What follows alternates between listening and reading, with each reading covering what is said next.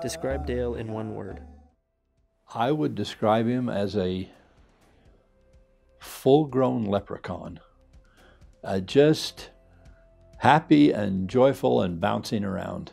Not very concerned about the rules and the regulations, just do what we need to do to get things done. That's the way he was as an administrator in the Seminary and Institute program. That's the way he was as a mission president. That's the way he's been in American Indian Services. It's just the way he is. Carefree and wonderful and sweet and lively. He's a man of humor. He's a little bit rambunctious in some ways. You're a little unpredictable, and that's what we all love about him. And he started out as a professor, as a teacher. He has his PhD. He's very, very bright. I love Dale. He is one of my very favorite people. I consider Dale as a father figure. And it takes a big heart to do what Dale does. There's a lot of people that I don't think always have that love for Native Americans. Dale has it. And Dale is sincere. Dale would move a mountain to help the Native American people. President Kimball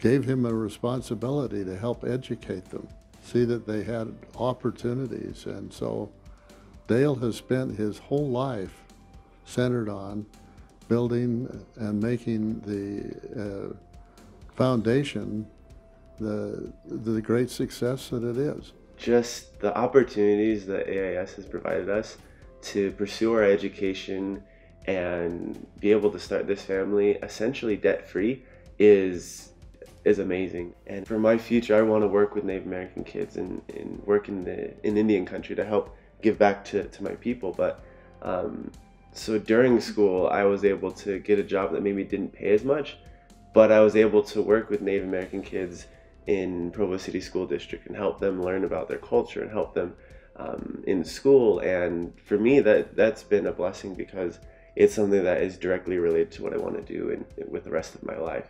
I think one of the big things was that we wanted to help students and we wanted them to go back. You know, it's really easy for a Native American student to come get an education and to just stay wherever they're at. It just seems really easy, but the hard thing is for them to actually go back and build their community, and we're seeing a lot more of that. I know that there's so many Native Americans out there that want this opportunity, that they want to be able to go to school like I did and be able to accomplish their dream of whatever they want to be. They could be lawyers, they could be doctors, they can be nurses or businessmen, whatever they want to do. I know that this dream can be possible for every Native American that dreams it. I'm so grateful for the scholarship that I was able to get. I'm so grateful for Dale and for what he did for me, and how he just loves me. How he just, every time I see him, he gives me a big kiss on my cheek and he just loves me. And I know that the love that I feel from Dale, he gives it to every single Native American that he ever comes in contact with. He loves the Native American people and he shows it. He serves with a smile and he's always just so kind and loving. And that's the legacy that he has with the whole AIS. That's how they learned from him to be able to raise up the Native American people. He taught them how to do that. Jay Brazier came and started to help us maybe 35 years ago. And Jay then served on our board for many years, and even when he was called to serve missions in New Zealand and in Canada, he still supported us. He came back and was a board member and finally called by President Packer to replace me 5 or 6 years ago. And he is doing a super job because he not only is very generous, but he knows many people who have a desire to help. Dale Tingey and his staff was able to make American Indian Services something incredible, and it what it is today.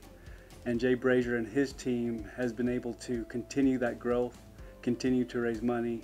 Jay Brazier as a person, and been able to get to know him, he is one of the most selfless, kind, generous people that I've ever met. And his main goal and purpose that I've been able to notice is that he wants to help Native American children reach their true potential. He wants them to have opportunities to go to school and receive an education.